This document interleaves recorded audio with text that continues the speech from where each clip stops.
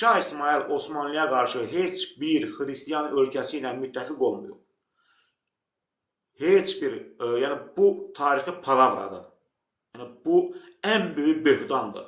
Şah İsmail xristiyanlarla müttəfiq olsaydı, Şah İsmail Osmanlıya hücum eləyərdi.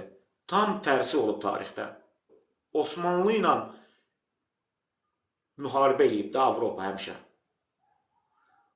İldırım Bəyazit, Fatih Sultan Mehmet, daha sonra 2-ci Bəyazit müharibə eləyib.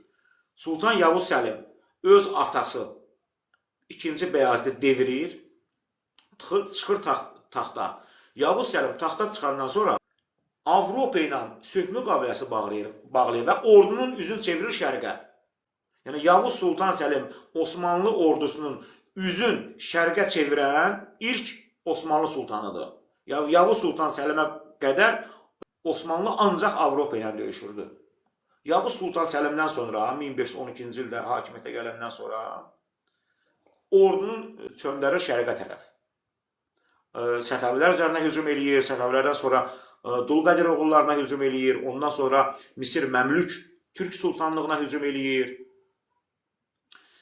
Yəni, əgər Şah İsmail Avropa ilə müttəfiq idisə, əgər Şah İsmail belə deyək, üzr istəyirəm, Türkiyə gedirdisə, Şah İsmail hücum eləməli idi Osmanlıya. Amma biz bunun əksini görürük. Bütün hallarda Osmanlı hücum eləyib Azərbaycan torpaqlarına. Yəni, istər Yavuz Səlim vaxtı olsun, istər Sultan Süleyman vaxtı olsun.